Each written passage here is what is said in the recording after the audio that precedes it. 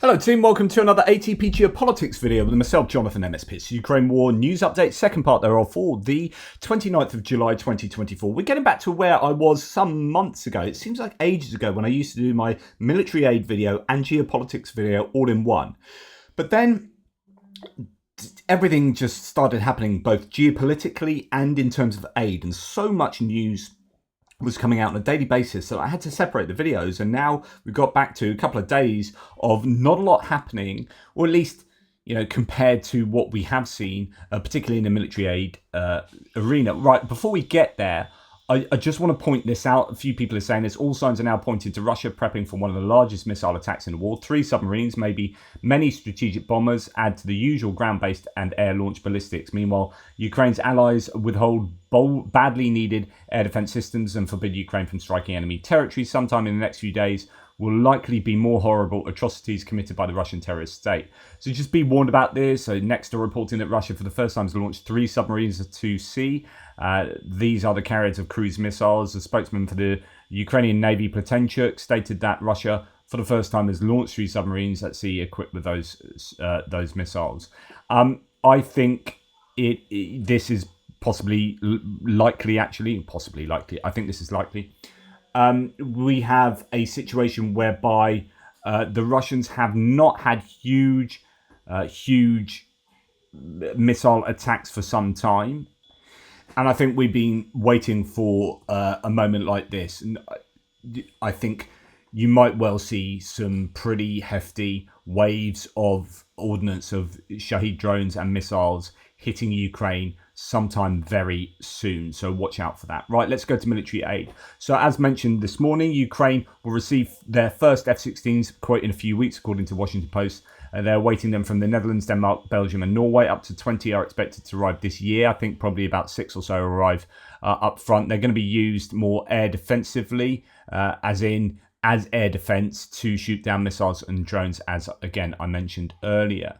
According to a French military source, the Russians are tracking the airfields that will receive the F-16s. Again, as I said earlier, this is not surprising at all. They're, of course, going to be looking very closely at the air bases that these planes could be used from, because there are only few places that the Ukrainians can use the F-16s from. And that means that they are all the more vulnerable to large-scale attacks on those bases. All the Russians will need to do, and I've said this before, both sides need to just pick a target and overwhelm that one target with heaps and heaps of ordnance. You find out where the Ukrainians have definitely got their F-16s, and you send 100 missiles to that airbase, and you will destroy stuff at the airbase. So it is massively important that wherever the F-16s are, they are protected when they're not flying. They're not sitting out on aprons ready to be struck, that they are in some protected bunkers or whatever it is. They've had enough time to prepare for this. You can surely build into an airbase a provision for, I don't know, storing these underground or in reinforced hangars or something. It's really important that the F-16s are thoroughly protected. Now, with future support for Ukraine hanging in the balance in 2024, the US election in 2024, Ukraine hopes Biden will increase support for his final 6 months as president, says the Kyiv Independent. There is optimism that the US will be providing a lot of aid packages before November. I've already mentioned this a number of times, but the Kyiv Independent talking about that here. I think that is almost certainly going to happen, and I hope that they get, well, obviously all the things they need, but what do they need? They obviously need air defense systems, air defense interceptors, but also I think a healthy delivery of Bradleys. I'd say a few more Abrams, considering the US has so many thousand Abrams tanks. I mean, it's not like the UK that's like just getting by on a couple of hundred tanks. We'll be out this war within a week with those tank losses. The US has got a lot of Abrams that they could spare, and I'd hope that, but Bradleys I think are more useful. I hope that the US give a whole load more Bradleys and a bunch more Abrams, even if those vehicles are too many for the Ukraine to accept at once. So, for example, if you gave the Ukrainians 300 Bradleys, the idea is that that's what's going to cover them for the rest of this year, next year, or maybe 400 Bradleys, right? But you keep them in Poland, and then you give the Ukrainians and Bradleys when they need them, when they've got enough people trained up on them, when they've cycled through other ones that they've been given. You don't send 400 Bradleys into Ukraine at once, and then they have to be stored in Ukraine, and then they get hit by the Russians. So it's important that it's done cleverly. Anyway, moving on, Andrew Perpetua says, I've geolocated and mapped and tweeted about Russian long-range FPV drones in the general Seladove area. They have the range to reach more than 15 kilometers behind the front line, probably 20 kilometers in total. They're becoming an increasingly larger threat as they go deep to the rear and hunt for targets. I don't think that they are being sent to known targets, not being directed by recon. They seem to fly out on their own and do their own recon. But the Russians are not using these drones at the front. They are using much inferior drones at the front. These long-range drones have superior radio transmitters and operate on a much lower frequency, but they are pretty much exclusively used to attack the rear. They don't seem to care if you're a military or civilian target either, as we have video of them pretty obviously attacking first responders and fire trucks. Interesting. So this is totally expected. The Russians will be catching up with the Ukrainians and likewise with the Ukrainians catching up with the Russians. Whenever one side gets an advantage, it's this game of cat and mouse. It's an arms race. It's kind of like how evolution works with predators and prey. It's just always like this. As one gains the advantage, the other catches up. So the Ukrainians have had the advantage with FPV drones able to strike above 20 kilometers, right? 20 to 30 kilometers, where the Ukrainians are using some of their FPV drones at the moment. It's taken time for the Russians to catch up with that, but they are catching up. They're not using them in the same way, and they are using them to strike more, I guess, psychological targets rather than military strategic targets, which I think is not the best use of those drones. Nonetheless, that's what they're doing. But yeah, we will expect this to happen as long as the Ukrainians keep pushing and innovating with the support of all those other nations in these coalitions, say the drone coalition. You've got the expertise of all these incredible nations piling into producing the very best drones that they possibly can so that Ukraine can keep ahead of the curve there. Right, this is apropos to nothing, right? This is just a random bit of humour today. But it's important that we report the war correctly. I'm no expert, but hopefully I haven't made such egregious errors as this. So this is from 8 years ago. You can't find this anymore. I think it's been taken off the internet. I presume this is a Daily Mail, but it might not be.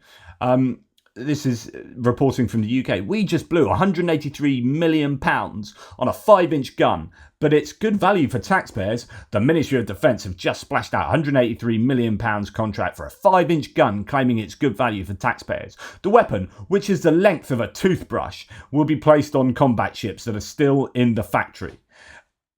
This is terrible, they said 8 years ago. Nowadays, you would have capital letters for some of these words. Like blue would be in capital letters because that's how they do it these days. But they've got it there, 5-inch in the tagline. But anyway, obviously it's not the gun isn't 5 inches in length, right? You've got barrel, whatever. Just brilliant, absolutely brilliant, and ridiculous at the same time. Like the Navy are going to be spanking $183 million. I mean, I know procurement's a problem, but they ain't going to be getting a gun that's the size of a toothbrush. To put on the front of their warship, you absolute donut. Right, okay, moving on to geopolitical news here. Russia is waging war against France, says Mikhailo Golod. Fibre optic networks have been sabotaged in multiple regions across France, causing widespread internet and communication disruptions, according to Le Monde. This is just 3 days after sabotage of the French high-speed railways. Now, there's no real news on the high-speed railway sabotage, who it was. The French were initially coming out with, and I think they're still maintaining this, that there were far left extremists or those on the far left. The only issue I have with that is if you don't say why you're doing it, right? It is not about your politics or ideology. It is not about trying to say we did that and therefore you should support us. Look, it's not about that messaging. It's about genuinely, if you're not announcing it, it's genuinely about trying to screw up the network. And the only reason you would do that is if it had strategic benefit for you as an entity. Now, if you're some far left grouping, that would only have strategic benefit for you as an entity if people knew about it. There has to be that connection. Otherwise, why are you bothering to try and mess up the Olympics? If no one knows it's you, then what's the point in strategically trying to mess up the Olympics? Now, that only makes sense as an objective if you're something like Russia, right? Who are not appearing at the Olympics in any official capacity. They've only got a handful of Olympians participating as under the neutral flag. So we know that Russia is at war with Europe, with France, with Macron. We know that this is Macron's baby, the Olympics. This is something he wants to succeed. And the screwing up of the TGV and the screwing up of these communications hubs and the internet fits in much, much better with a state actor, right? It might still be those lefties doing some crazy stuff, but I at the moment, I can see no value in that if it's not very clearly communicated. Interior people will not have an interest. I don't think. I think, or at least it's harder. Like, you could argue that, if they are a political entity, that maybe if the existing power structures fail to run the Olympics well, then people might say, oh, we need a left-wing government instead, or something. You can maybe argue it. But if they're left-wing agitators rather than an actual political movement, then it's all about letting people know who it is that did it. Right? It's just, yeah. So I think Russia are very much involved with what's going on in France at the moment. Now, Czech intelligence have come out and said the chief Kudelka has warned that the world is on the edge of a global conflict, outlining threats like Russian imperialism, sabotage and intelligence operations and cyber attacks. There you go. So you've just had cyber attacks and sabotage involved in France there. I've been saying for a long time now, I went and gave that speech at Stockbridge saying we are in the middle of a Third World War. It's just most people don't realise it. And here we have Czech intelligence chief saying we're on the edge of World War. I would just say we're on the edge. We're actually, knee deep at the moment and just paddling out to sea. Okay, Poland's foreign ministry has suggested that Hungary should leave the EU and NATO. The deputy head of the ministry, Teofil Bartoszewski, has criticised Orban's remarks on Saturday, saying, I don't understand why Hungary wants to remain a member of organisations that it dislikes so much and that allegedly treat it badly. This is certainly an anti-European, anti-Ukrainian and anti-Polish policy of Hungary. So if you remember, I read out to you what Orban said about Poland. Orban has chosen Poland as enemy number one right now. And I think we are starting to see Hungary really line up to be so overtly pro-Russian and so anti-Western and anti-EU that the EU are going to be forced to do something about this. And the only other outcome would be Peter Magyar from inside Hungary gaining more and more popularity so that he dislodges somehow Orban. But I don't know how long it is till elections are. Poland says Hungary can leave NATO and the EU if he dislikes the organisation so much. So yeah, this is being widely reported. Orban has accused Poland of conducting hypocritical policies towards Russia. But yeah, I don't think those criticisms get too much traction because it's very evident that Hungary are being very pro-Russian and pro-Chinese. They're in bed with the Chinese at the moment, big time, Hungary. So, okay, moving on. The Guardian reports that scientists have urged NATO to invite Ukraine to join the alliance. Dozens of scientists have written to NATO officials in an open letter. So that open letter was in The Guardian. They've called on the alliance to invite Ukraine to join. Quote, the focus of Russia's alleged concerns about NATO enlargement and attempts to reassure it ignores Russia's genocidal propaganda and systematic war crimes in the occupied territory of Ukraine, including mass murder, mass rape and torture, the letter says. Interesting that there's, from multiple angles, people appealing for the accession of Ukraine into NATO and indeed the EU.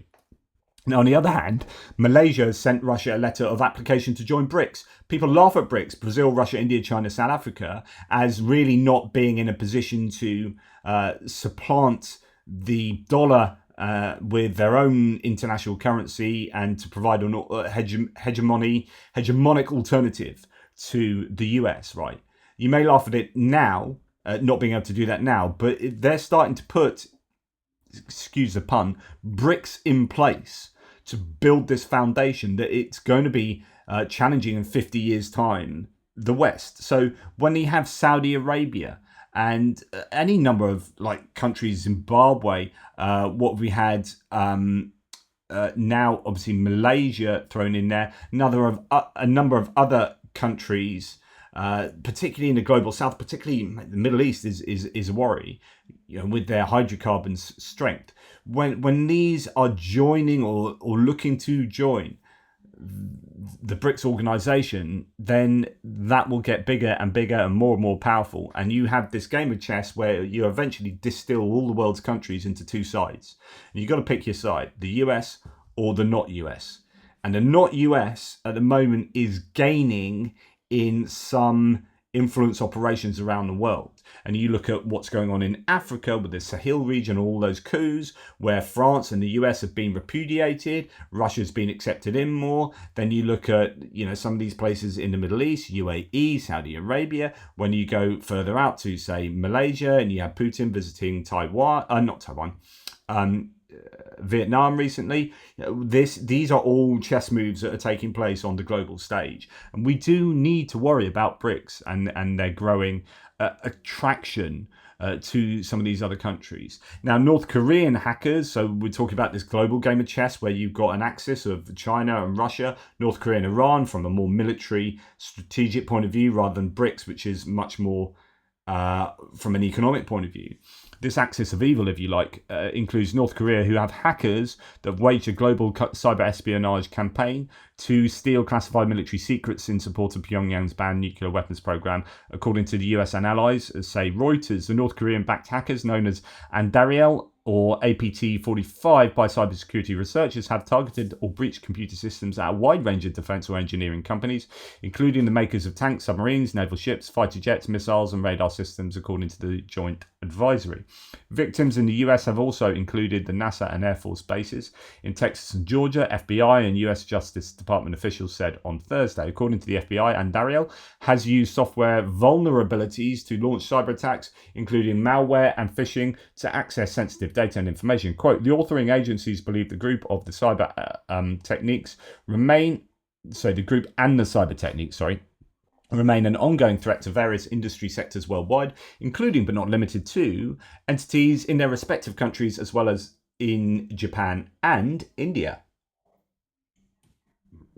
India, important because it's a member of BRICS. Japan, important because it's a growing ally to the US. It's always been allied to the US post-World War II, which is an interesting scenario given the US dropped 2 atom bombs on Japan. But it's becoming more and more important. We talked about AMRAAM and Patriot missiles being co-produced in Japan to help that bottleneck around the world. We have the Japanese education and science minister in Kyiv right at the moment, and Zelensky talking about closer cooperation between Japan and Ukraine. Japan are an incredibly important ally, potentially being a massive G7 economy, and also undergoing this transition from a defensive armed forces to an armed forces like we properly understand them these days. That would include large-scale export of goods, which is why those Patriot missiles are important. Now, there's a news item that I've missed. Someone asking why I hadn't reported on it. I just didn't know about it. In Minsk, so the capital of Belarus, the Belarusians have unfortunately condemned a German to death. So Minsk and Berlin are holding consultations over the fate of a German citizen, Rico Krieger, sentenced in Belarus to death by firing squad for terrorism and mercenarism, according to the Ministry of the Foreign Ministry in Belarus. Hlad said at the request of Germany's Ministry of Foreign Affairs, Belarus has proposed a number of options for the development of the situation. So it is obviously highly controversial that they've sentenced this German to death. The story behind it was that Belarusian propagandist Lyudmila Hladkaya, who was allowed into the courtroom, claimed that Krieger arrived in Belarus, quote, as a tourist on October the 2nd, 2023. According to Hladkaya, the terrorism charges were pressed in connection with an explosion at a railway station in Azyashchya, just east of Minsk on October the 5th. The station is an important military cargo loading hub for the area. Activists from the Independent Belarusian Railroad Workers Union said the blast happened on a siding, causing minor damage and no casualties. Now, This guy Krieger, 30 years old, worked as a security guard at the US Embassy in Berlin and later as a paramedic in the German Red Cross. The organisation confirmed his employment, but said Krieger was not part of any of its overseas missions. Exiled Belarusian activist Pavel Latushka said the Belarusian authorities may have and this is important, may have jailed Krieger in order to exchange him for the Russian FSB officer Vadim Krasikov.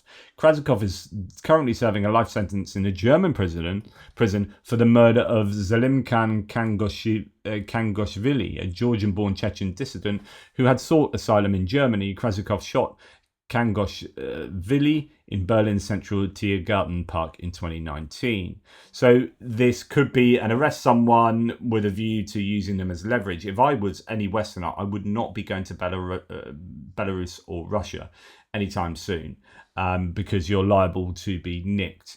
I mean, it could be that Krieger has something to do with Western intelligence agencies. I have no idea, right? But that you would sentence him to death is the most extreme outcome here, and you would think that that would be in order to get the Germans, in this case, panicking and trying to use him as leverage to get something out of the Germans, which appears to be what is happening. Georgian opposition is to file the complaint to Constitutional Court over the Foreign Agents Law. So this is the law that has been implemented by the Georgian Dream ruling party in Georgia. Lawsuit here was signed by 32 opposition lawmakers on the 22nd of July. We've seen that law being implemented in, Hungary, Slovakia, is it Serbia as well? Russia has it. And in fact, Russia have recently upped that law to be even more officious. And it just means that it's much more difficult for... was much easier, really. I think that's a better way of looking. It's much easier for the ruling country to have total control over their electoral process in a way that is dictatorial, the way that's authoritarian. Anyway, moving on, Chinese banks are rejecting and returning about 80% of Russian payments made in Chinese yuan. The Russian state-controlled media outlet Kommersant reported on July the 29th, citing sources. I wonder if this is the American Treasury having some influence on China. And this is why I think, I would argue that the Democrats have to win. Harris and whoever else is on the ticket have to win, because I think under Trump you will see a relaxing of sanctions. That's one of the first things they'll do. They've kind of talked about this already, and a relaxing of aid to Ukraine in general. It is imperative that these sanctions are maintained. It's interesting that former Russian propaganda worker has written about her happy life in Europe and incorrigibility of Russians. So if you remember, right at the beginning of the war, she was a producer on this news channel, and right behind the newscaster, she was holding up this no-war, anti-war screed, and then she got done over. She got majorly fined, and then I hopped it to Europe. And she's been living out in Europe since then. She said oysters for €6 a kilo, mozzarella for €1, white wine Sauvignon Blanc for €3.50. Flights within the Schengen area are almost free. Burn this, Russia. The country of masters is a country of slaves. I tried to change it, but it turned out to be impossible, says Marina Ovisanikova. I'd love it if this message got through to Russians, because obviously she's persona non grata there to a large degree, certainly among the Kremlin and cronies. And just to finish on something concerning America, but not particularly American politics. The New York Times has written, this is a couple of days ago, but lots of people have been talking about it. I haven't actually read the article, so I do apologise. But it is a little bit mysterious. The New York Times writes about a mysterious Ukrainian plot that forced an extremely rare call from Russia pleading to stop the Ukrainians. But why would Russia plead with the Americans instead of threatening Ukraine directly? So what happened is the Ukrainians were supposedly planning something, and the Kremlin phoned up the Pentagon and says, "Oi, look into this. This needs to stop." And Timothy Milovanov, who is from the Kiev School of Economics, former economic minister for Ukraine, said the answer: Russia believes Ukraine to be a US puppet, and nothing can convince it otherwise. In their crazy minds, they do fight the US and NATO already. So in other words, Russia was phoning up the US because they genuinely believe that the US is just dictating this entire war. That Ukraine have almost no agency here, and so if the Ukrainians are deciding to do something or they're planning on doing something, then it must be because the US has planned it themselves and is telling Ukraine to do this. So when they find out about something they think is inherently dodgy, then they contact the US, say, "Hey, stop this," and the US are like, "What are you talking about? We don't know. We don't know. The Ukrainians are fighting their own war here. We may be giving them advice, we may be giving them weapons, but it's not our war per se." So the Pentagon was surprised at the call and unaware of any such plot. But the US contacted the Ukrainians and said, "If you're thinking about doing something like this, don't do it." Ironically, this proves that Ukraine is not a puppet, but Russia is unconvinced and the US is frustrated. The article says that US officials believe Ukrainian actions often risk widening the conflict without significantly improving Ukraine's battlefield position. There are two flaws to this argument. One, the article lists Ukraine's covert operations that pissed off the US. Strikes on a Russian airbase in Crimea, the Kerch Strait bridge bombing, and deep strikes inside Russia. Have any of these operations caused an escalation? No, a one-time bombing at most. Two, if Russia is so concerned, then it must be a good operation. Why does the US take a very narrow view of the allowed operations only on the battlefield in Ukraine? This is no way to fight a war. What about hitting Russia at home? So it's really frustrating if the US are seriously saying don't do that. Now, it could be just lip service to saying, look, don't do this. So it looks to the Russians like they're trying to put a kibosh on it, and the Ukrainians just go ahead and do it anyway. I don't know. And I don't even know what the operation was. But what's important here, and this is what Milovanov is saying, is that it indicates the dynamics between Russia and the US and Ukraine, and just shows that Russia really do believe they are basically at war with the US. Anyway, thanks for watching. Really appreciate your support. Take care, everybody, and speak to you soon. Toodle pips.